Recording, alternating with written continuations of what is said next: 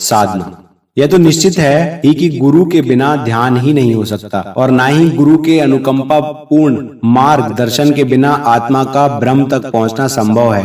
परंतु इसका अर्थ यह नहीं कि साधारण आदमी की सारी गतिविधियां गुरु की खोज पर ही केंद्रित हो रहे हैं और वह तब तक हाथ पर हाथ रखकर बैठा रहे जब तक उसे गुरु की प्राप्ति ना हो। साधारण व्यक्ति को चाहिए कि वह चैतन्य होकर जागृत होकर साधना आरंभ करे। साधना किसी विशेष प्रकार के ध्यान की विधि नहीं है, अभ्यास है। यह अभ्यास कभी भी किसी भी क्षण आरंभ किया जा सकता है। साधना नाम है शरीर और मन दोनों के सदने का। शरीर को साधने से तात्पर्य यह है कि शरीर को स्वस्थ संतुलित रखकर इसके लिए तैयार किया जाए कि वह अपने भीतर की ऊर्जा शक्ति को जागृत करके आत्मा के लिए अपेक्षित ऊर्जा वाहन निर्मित करने को तत्पर हो। मन को साधने का अर्थ है आत्मा के धर्म को लेकर उसके रास्ते में अड़चने पैदा ना करें, बहकाए नहीं शरीर को और विचारों की भीड़ लगाकर आत्मा की गति को अवरुद्ध ना करे। शरीर की साधना के लिए व्यक्ति को चाहिए कि वह संतुलित भोजन करे और प्रकृति के नियमानुकूल आचरण के द्वारा शरीर को स्वस्थ रखे। संतुलित भोजन में तामसी और सात्विक की परिभाषाएं हमारे परिवेश द्वारा प्रदत्त हैं, अतः उनको महत्व नहीं दिया जा सकता। जो भोजन शरीर की सहजता को बिगाड़ता है वह अभक्ष्य है और जिससे शरीर की पुष्टि में वृद्धि होती है वह भक्ष्य है। अपने सामर्थ्य के अनुसार ही भोजन खाता है प्रत्येक व्यक्ति। बस इतना निर्णय कर लिया जाना चाहिए कि जो कुछ हमें प्रकृति से प्राप्त हो रहा है, जिसे जितना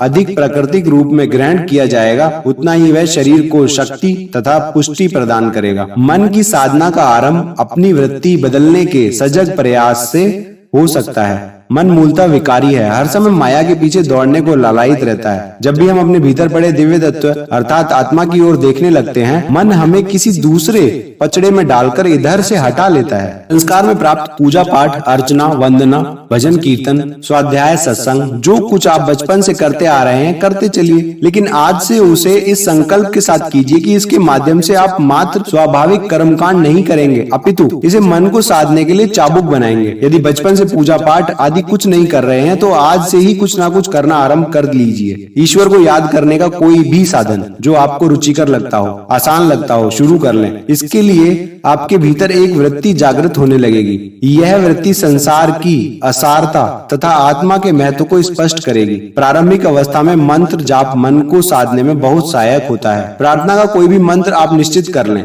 उसके अर्थ को भली भांति समझ लें और उसका नित्य प्रति स्वस्वर पाठ करें। मंत्र जाप के दौरान मन आपको मन के अर्थों पर मनन करने से रोकेगा। इसे हटकिए, पूरी शक्ति के साथ मना कीजिए मन को और फिर से मंत्रों के शब्दों की ओर लौटिए। यह क्रम कई दिन तक चलेगा। एकाध बार ही शायद आपकी समस्त ज्ञानेंद्रिय मंत्र जाप में निमग्न हो, अन्यथा हर बार मन ज्ञानेंद्रियों को भटकाकर कहीं और ले जाएगा। लेकिन आप सजग होकर प्रयास करेंगे, करते रहेंगे तो कुछ ही दिनों में यह अवस्था आ जाएगी कि मन बाधक नहीं बन पाएगा। जितनी देर आप मंत्रोच्चार करेंगे मन की गतिविधि पूर्णतया स्थगित रहेगी। मन को साधने का दूसरा तरीका मौन चिंतन है। चुप बैठकर अपनी समस्त विचार शक्ति को किसी एक बिंदु पर एकत्र करके अभ्यास कीजिए। यहाँ भी अपना मन स्वाभाविक कर्म करेगा अर्थात आपको भटकाएगा, लेकिन निश्चय पूर्वक इसे बीच में आने से रोकिए और मनन कीजिए। उस परमपिता परमेश्वर के बारे में सोचिए, उसकी अनुकंपा पर विचार कीजिए। अपनी इच्छाओं आकांक्षाओं के बीच में मत आने दीजिए। प्रार्थना याचना भी नहीं कीजिए, केवल स्मरण कीजिए उसका, उसकी अनुकंपा का, उसकी करुणा का। मन को सोचने पर लगाइए कि ईश्वर के उपकारों का बदला चुकाना असंभव है। हम गर्मी के दिनों में बिजली का पंखा चलाते हैं, सर्दी में हीटर जलाते हैं, गीजर से पानी गर्म करते हैं। इस सब की कीमत अदा करनी पड़ती है हमें। बिजली का बिल देना पड़ता है और जब बिल आता है तो बड़ी तकलीफ होती है। मन को सोचने पर लगाएं कि यदि ईश्वर हवा का, धूप का, पानी का, वनस्पति का बिल भेजने लगे तो क्या हाल होगा। बार बार मन को इस प्रकार के मनन पर लगाने से मन की वृत्ति इधर को आने लगेगी। मन जो आज तक बाधक था स्वयं चाहने लगेगा कि उस परम सत्ता को खोजना चाहिए जिसकी अनुकंपा अनंत है, जिसका मोल चुकाना किसी भी प्रकार संभव नहीं है।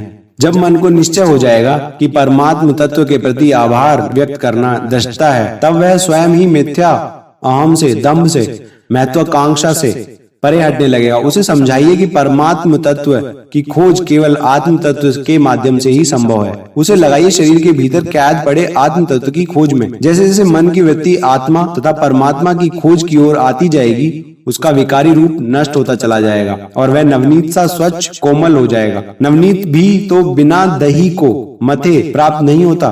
खूब अच्छी तरह दही को बिलोएंगे तभी तो मक्खन निकलेगा ना। मन को खूब अच्छी तरह मथिए, बिलोइए, इसका नवनीत रूप स्वतः ऊपर आ जाएगा। स्पष्ट रूप से जान लीजिए कि जो कुछ आप आध्यात्म के नाम पर कर रहे हैं उसमें कितना सार है। जिन कृत्यों को आप धार्मिक मानकर कर रहे हैं, विचार करेंगे तो शायद उनमें से अनेक कृत्यों का धर्म या आध्यात्म के साथ कोई संबंध ही नहीं निकलेगा। उदाहरण के लिए आप दान करते हैं धर्म के नाम पर, मंदिर में पंखा लगवाते हैं, पंखे के तीनों परों पर आप अपना या अपने माता पिता का नाम लिखवाते हैं, या आप किसी विद्यालय में कमरा बनवाते हैं और उस पर अपने नाम का पत्थर लगवाते हैं। आप समझते हैं कि आपने बड़ा तीर मार लिया और प्रसन्न होते हैं कि लोग आपको दानवीर समझ रहे हैं। वास्तव में देखा जाए तो आपने दान किया ही कहाँ है। आपने तो विज्ञापन पर पैसा खर्च किया है। यही विज्ञापन तो जो आपने पंखे के परों या कमरे के बाहर लगे पत्थर पर लिखवाया है, इसका साइन बोर्ड बनवाकर आप किसी सार्वजनिक स्थान पर लगवाते तो भी शायद इतना ही या इससे भी अधिक खर्च करना पड़ता आपको। अखबार में छपवाते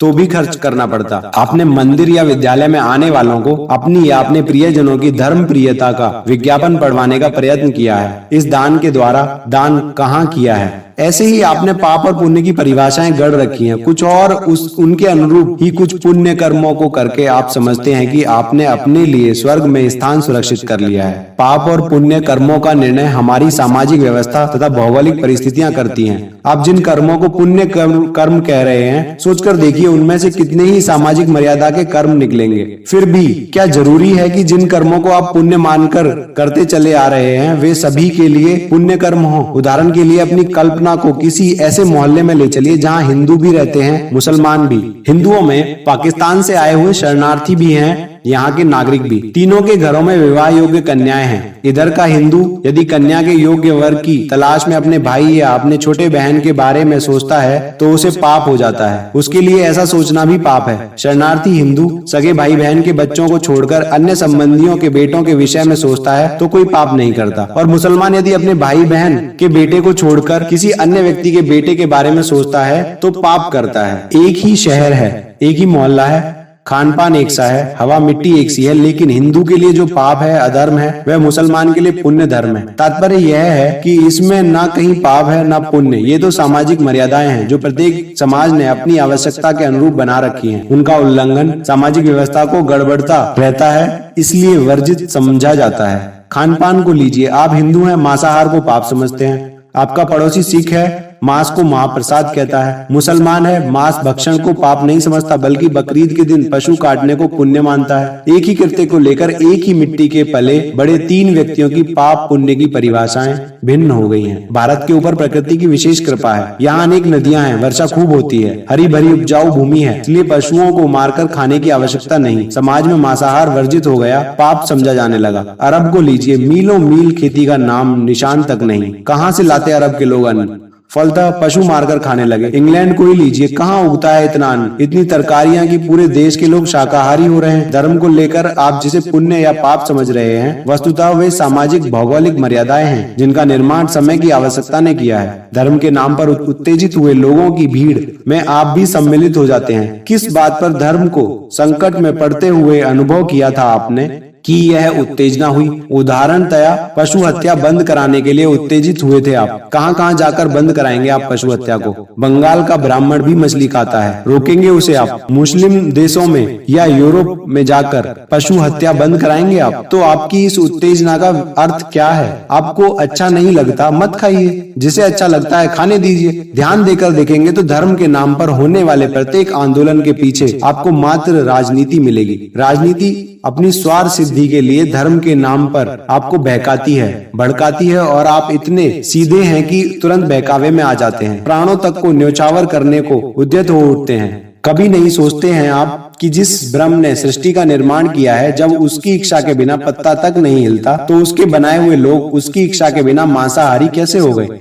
यदि आपकी धर्मांधता कहती है कि वे सब पाप के भागी हैं और ईश्वर उन्हें दंड देगा, तो आप अपने को ईश्वर का पर्याय मानकर उसे दंडित करने पर क्यों तुले हुए हैं? गलत क्या है, ठीक क्या है, इसका निर्णय आप धर्मांध होकर करेंगे तो विवेक से काम कैसे लेंगे? विवेक से काम लीजिए। मनुष्य मूलतः सामाजिक प्राणी है। यदि आप चाहते हैं कि दूसरे लोग आपके जीवन यापन में सहायक हों, तो निश्चय ही दूसरे लोग भी आपसे यही अपेक्षा रखते हैं। इसलिए कोई भी ऐसा कर्म जिससे सामाजिक व्यवस्था को क्षति पहुंचती है मत करें। उचित अनुचित का निर्णय करने के लिए पाप और पुण्य के शब्दों का प्रयोग आवश्यक नहीं है। ये शब्द धर्मांधता के साथ जुड़ गए हैं, इन्हें त्यागना ही उचित होगा। किसी धर्म ने आपको वस्त्र पहनने की हिदायत नहीं की है। कोई संविधान, कोई कानून आपको वस्त्र पहनने पर मजबूर नहीं करता, लेकिन तब भी आप निर्वसन सड़क पर नहीं निकलते हैं। ऐसा नहीं कि आप घर से निर्वसन निकलने को पाप समझते हो। आप सरकारी नौकर हैं तो आपके नंगे दफ्तर जाने से आपको नौकरी से नहीं निकाला जा सकता, लेकिन आप निर्वसन घर से बाहर ही नहीं निकलते हैं। यहाँ तक कि अपने घर में भी निर्वसन नहीं होते हैं। कारण यही कि आप समाज की एक व्यवस्थापित मर्यादा का उल्लंघन करने में असमर्थ हैं। आपको मालूम है कि आदिम युग वस्त्रहीनता का युग था। तब शायद वस्त्र पहनने वाला व्यक्ति ही भोंडा लगता होगा। अब तक जिन चीजों को पाप या पुण्य समझ रखा है आपने, जरा उन पर धर्मांता का आवरण हटाकर देखें तो यह बात आपकी समझ में आएगी। शारीरिक संबंधों को लेकर भी पाप और पुण्य की अनेक समस्याएं उत्पन्न होती रहती हैं। यह सारी सृष्टि पुरुष और नारी नामक दो प्रकार के तत्वों से विनिर्मित है। इन दोनों तत्वों में आकर्षण भी प्राकृतिक है और इनके सम्मिलन से ही सृष्टि का निर्माण प्रक्रिया चलती है। सभ्य समाज इन तत्वों के आपसी संबंधों की मर्यादाएं बांध देता है। हिंदू समाज ने एक पुरुष तथा एक नारी की मर्यादा बांध दी। इस्लाम ने एक पुरुष को 4 पत्नियों तक की छूट दे दी। ईसाईयत ने आपस में न पटने पर दोनों का अलग अलग होकर नई शादी की अनुमति दे दी। यह सामाजिक व्यवस्था है। इसमें पाप पुण्य कहीं नहीं आता। पुरुष तत्व का नारी तत्व के प्रति तथा नारी तत्व का पुरुष तत्व के प्रति आकर्षण स्वाभाविक है, दोनों की प्रकृति है। जब पुरुष शरीर नारी शरीर का स्पर्श करेगा तो दोनों का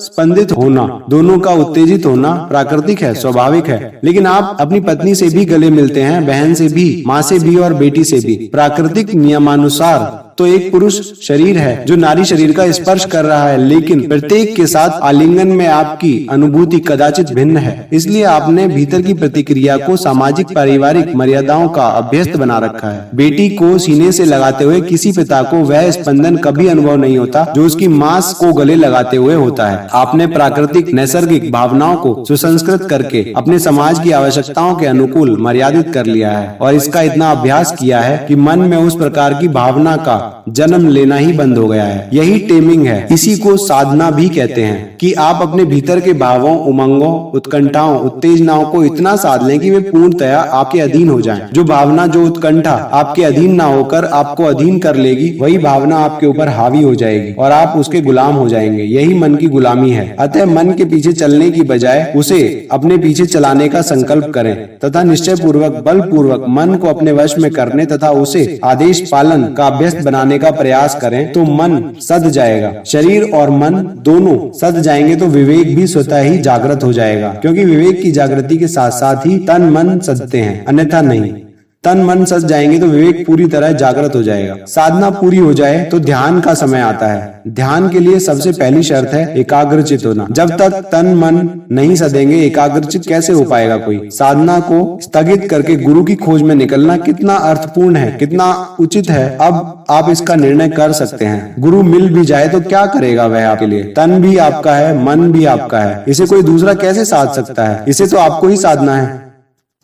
गुरु आपको ध्यान कैसे कराएगा यदि आपका मन एकाग्र ना होने का हट पाले बैठा है। अतः गुरु की खोज बाद का कर्म है। पहला कर्म अपने आप को साधना है। निश्चय रखिए कि आपके तन मन सज जाएंगे तो गुरु स्वयं ही अनायास ही आपको मिल जाएगा। हमारे एक मित्र कहते हैं अपने बच्चे को स्कूल में दाखिल तो करें, मास्टर का प्रबंध स्वयं सरकार कर देगी। कोई तो टीचर आएगा, कहीं से भी आए। पढ़ने की अदम्य इच्छा हो बच्चे की तो उसे अध्यापक अवश्य मिलता है। आप अपने को तैयार तो करें, गुरु के पास जाने के योग्य तो बनाएं। प्रकृति स्वयं साधन बना देगी आपके लिए और आपको गुरु प्राप्त हो जाएगा। ऋषि पतंजलि ने योग के जो 8 अंग बताए हैं, यम, नियम, आसन, प्राणायाम, प्रत्याधारा, धारा, ध्यान, समाधि, उनमें ध्यान अंतिम से पूर्व का पड़ाव है। इससे पूर्व के सभी अंग शरीर तथा मन को साधने का साधन ही है। जब तन मन सज जाते हैं तब ध्यान का समय आता है और जब ध्यान का अभ्यास हो जाता है तब समाधि की अवस्था का उदय होता है। प्रायः लोग आंख बंद करके बैठ जाते हैं और समझते हैं कि उनका ध्यान आरंभ हो गया है। कुछ ही दिनों में उनको लगने लगता है कि उनकी समाधि लगने लगी है। स्वयं ही सोचिए कि जिस ध्यान तक पहुंचने के लिए योग शास्त्र ने 6 सीढ़ियां बना रखी हैं, उनके विषय में पूर्णतया अनभिज्ञ आप आरंभ ही 7वीं सीढ़ी से कर रहे हैं। परिणाम यह होता है कि कई महीने, कई वर्ष इसी क्रम में चलते रहने के बाद आपको अपने भीतर अतृप्ति, असंतोष का अनुभव होने लगता है। अनुभव होता है कि अब तक जो कुछ किया उससे मिला तो कुछ नहीं, यहाँ तक कि मन की शांति भी नहीं मिली। इसमें दोष पद्धति का नहीं है, आपका अपना दोष है। आपने पद्धति को जानना समझना चाहा ही नहीं कभी, अन्यथा